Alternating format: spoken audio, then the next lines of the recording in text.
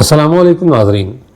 मिस्र के फ़िरौनों की फ़िरौनियत से हर कोई वाकिफ़ है, क्योंकि उन्होंने जुल्म के पहाड़ ढाए।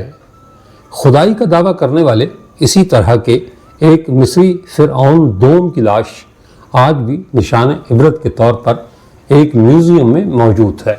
फ़िरौन की लाश से मुताल्लिक़ बहुत से ऐसे राज हैं जिनके बारे में अक्सर लोगों को नहीं पता, लेकिन हम फ़िरौन की लाश से पहले उसके खुफिया महल के राजों के बारे में आपको बताते हैं, जो महल से ज़्यादा एक शहर था। मिस्र के फ़िरौनों की तादाद कई सौ रही है और हर एक का अलग महल था, लेकिन उन सब में मशहूर फ़िरौन रामसीस दोम और उसका खुफिया महल था, जिसके राज आज भी दुनिया को हैरान कर देते हैं। तारामिस नामी इस महल को फ़िरौनी तारीख का शाहकार समझा जाता है। फ़िरौन रामसीस दोम 1279 क़बल मसीह से 1213 क़बल मसीह तक बरसरे इक़्तिदार रहा। वो क़दीम मिस्र के 19वें फ़िरौन ख़ानदान का हुक्मरान था। उसने अपने तवील 66 साला दौरे हुकूमत में मिस्र को जंगी, सियासी और फ़न तामीर के लिहाज से अरूज पर पहुँचाया। रामसीस दोम को बाद मुवर्रिखीन फ़िरौन मूसा भी करार देते हैं, लेकिन इस पर मुकम्मल तारीखी इत्तफाक नहीं। रामसीस के इस खुफिया महल का नाम ती रामसेस आना खतूर रखा गया, जिसका मतलब बनता है रामसीस की अजीम फतह का घर। 1575 क़बल मसीह में इस महल को शाही मिस्री मामारों की टीम ने तामीर किया। रामसीस दोम ने अपना दारुल हुकूमत मिस्र के पुराने शहर अवारस के करीब बनाया, जो दरिया नील के मशरक़ी किनारे पर वाक़ था। महल को न सिर्फ रिहाइश का बल्कि जंगी मरकज़, इंतज़ामी हेडक्वार्टर और मजहबी मकाम के तौर पर भी इस्तेमाल किया जाता था। मुख्तलिफ तवारीख़ में इस महल का रकबा 10 मुरब्बा किलोमीटर से ज़ायद बयान किया गया है, यानी उस ज़माने के लिहाज से ये महल एक जदीद शहर जितना बड़ा था।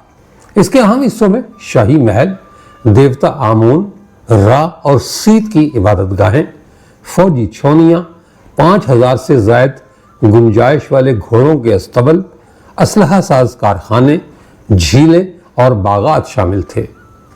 इसकी तामीर में चूने का पत्थर, ग्रेनाइट, सोना और नायाब लकड़ियाँ इस्तेमाल की गईं।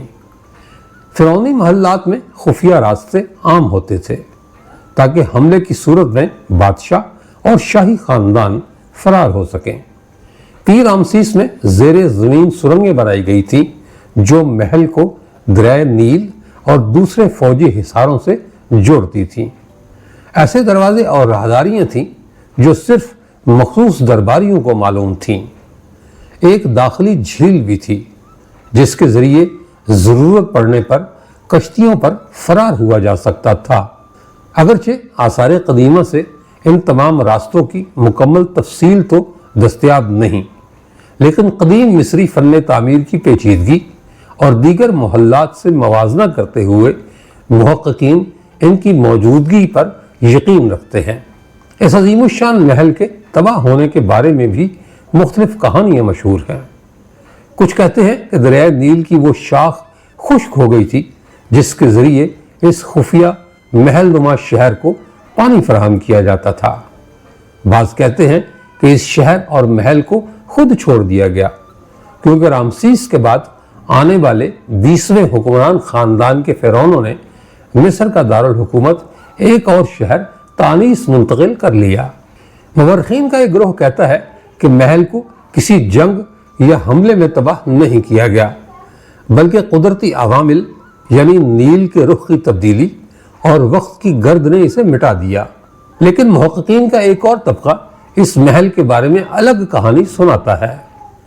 उसके बकौल फ़िरौन ने अपने वज़ीर हामान को ऐसा महल तामीर करने का हुक्म दिया जिसकी मिसाल रूए ज़मीन पर कहीं न मिले। फ़िरौन के हुक्म के मुताबिक हामान ने ईंटों को पकाने और चूना तैयार करने का अमल शुरू कर दिया। हर वो चीज़ जो इमारत की तामीर के लिए ज़रूरी थी उसे हासिल किया गया और दुनिया भर से बेहतरीन माहिर तामीरात जमा किए गए। लेबर के अलावा کاریگروں کی تعداد 50,000 تھی، جنہوں نے 7 سال کے عرصے میں یہ عمارت تعمیر کی۔ اس محل کی اونچائی اس قدر تھی کہ جب سے آسمان و زمین پیدا ہوئے تب سے اب تک اس سے بلند عمارت کبھی کسی نے تیار نہیں کرائی تھی۔ تعمیر کے بعد فرعون اور اس کے خاص لوگ محل کے اوپر چڑھ کر آسمان کی طرف دیکھنے لگے اور تیر لے کر آسمان کی جانب پھینکنے لگے۔ جب کچھ دیر بعد تیر واپس آئے تو وہ خون آلود تھے۔ فرعون اور اس کے حواریوں نے یہ کہنا شروع کر دیا کہ ہم نے موسیٰ کے خدا کو نعوذ باللہ قتل کر دیا ہے۔ اسی وقت اللہ تعالیٰ نے حضرت جبرائیل علیہ السلام کو حکم دیا کہ فرعون کے محل کو تباہ کر دیں۔ حضرت جبرائیل علیہ السلام نے اپنا پر مارا تو محل 3 ٹکڑوں میں تقسیم ہو گیا۔ ایک ٹکڑا سمندر میں جا گرا، ایک ٹکڑا بھارت میں، جبکہ محل کا تیسرا ٹکڑا مغرب کی جانب گرا۔ ایک اور تحقیق کے مطابق بتایا جاتا ہے کہ فرعون کے محل کا ایک ٹکڑا اس کے اپنے حواریوں کے اوپر بھی گرا، جس سے 10,000 سے زیادہ فرعونی لشکر ہلاک ہو گیا۔ اسی طرح جتنے بھی لوگ محل کی تعمیر میں شامل تھے وہ تمام افراد کسی نہ کسی مہلک بیماری یا حادثے میں ہلاک ہو گئے۔ فرعون رامسیس دوم کا محل نہ صرف تعمیراتی معجزہ تھا بلکہ سیاسی طاقت، مذہبی عقائد اور فوجی طاقت کا مرکز بھی تھا۔ آج اگرچہ وہ عظیم شہر مٹی تلے دفن ہے، لیکن اس کی شان و شوکت اب بھی دنیا کے مورخین اور سیاحوں کو حیران کر دیتی ہے۔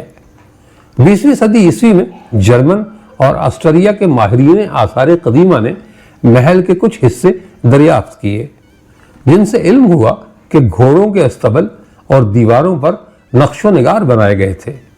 اس محل کی کئی مورتیاں، ستون اور کمرے اب بھی زیر زمین موجود ہیں۔ فرعون کے محل کی طرح 3,500 سال پہلے اس کے غرق ہونے اور اس کی لاش کے حوالے سے بھی حیران کن حقائق موجود ہیں۔ 1891 سے پہلے کوئی نہیں جانتا تھا کہ خدائی کا دعویٰ کرنے والے فرعونوں کی لاشوں کا کیا ہوا تھا اور ان کی باقیات کہاں ہیں، یا کہیں ہیں بھی یا نہیں۔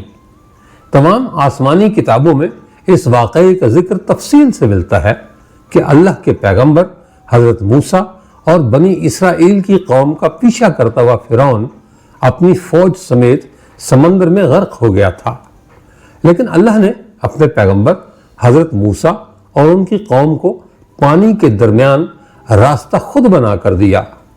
لیکن فرعون کی لاش کا کیا ہوا تھا یہ کسی کتاب میں نہیں لکھا تھا۔ قرآن مجید میں فرعون کے انجام سے متعلق عجیب بات موجود ہے جس کی کسی کو سمجھ نہ تھی۔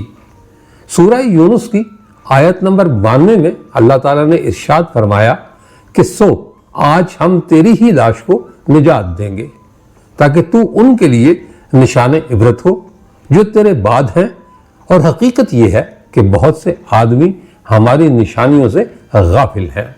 فرعون کے ڈوب مرنے کے بعد سمندر نے اللہ کے حکم سے فرعون کی لاش کو اگل دیا، جبکہ باقی لشکر کا کوئی نام و نشان نہیں ملا۔ مصریوں میں سے ایک شخص نے ساحل پر پڑی فرعون کی لاش پہچان کر پہلے دربار کو بتایا، پھر اس کی لاش کو محل پہنچایا گیا۔ درباریوں نے اس کی لاش کو مصالحے لگا کر پوری شان و احترام کے ساتھ تابوت میں رکھ کر محفوظ کر دیا۔ حنوط کرنے کے عمل کے دوران ان سے ایک غلطی ہو گئی تھی۔ فرعون چونکہ سمندر میں ڈوب کر ہلاک ہوا تھا اور مرنے کے بعد کچھ عرصے تک پانی میں رہنے کے باعث اس کے جسم پر سمندری نمکیات کی ایک تہ جمی رہ گئی تھی۔ مصریوں نے اس کی لاش پر نمکیات کی وہ تہ رہنے دی اور اسے اسی طرح حنوط کر دیا۔ 1871 عیسوی میں مصر کے شہر الغورنیہ سے تعلق رکھنے والے غریب اور معمولی چور احمد عبدالرسول کو فرعونوں کی حنوط شدہ لاشوں کی طرف جانے والے خفیہ راستے تک رسائی مل گئی۔ احمد عبدالرسول نوادرات چوری کر کے بیچا کرتا تھا۔ ایک دن وہ دریائے نیل کے کنارے کے قریب طبیسہ کے مقام پر اسی سلسلے میں پھر رہا تھا جب اسے اس خفیہ راستے کا علم ہوا۔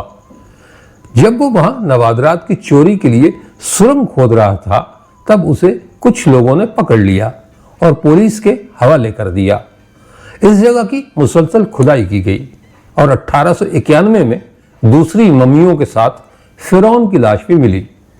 اس کے کفن پر سینے کے مقام پر اس کا نام درج تھا۔ تحقیق کی گئی تو اس بات کی تصدیق ہو گئی کہ وہ رامسیس دوم کی لاش ہے۔ 1986 میں فرعون کی ممی خراب ہونے لگی تو اس وقت کی مصری حکومت نے فرانس کی حکومت سے درخواست کی کہ فرعون کی ممی کو خراب ہونے سے بچایا جائے اور جدید سائنسی ذرائع سے اس کی موت کی وجہ بھی معلوم کی جائے۔ چنانچہ فرعون کی ممی کو فرانس لے جایا گیا اور اس کے لیے باقاعدہ فرعون کا پاسپورٹ بھی بنایا گیا، کیونکہ اس وقت کے فرانس کے قانون کے مطابق لاشوں کا بھی پاسپورٹ بنایا جاتا تھا۔ فرانسیسی حکومت نے بہت شان و شوکت اور کسی عظیم زندہ بادشاہ کی طرح فرعون کی ممی کا ایئرپورٹ پر استقبال کیا۔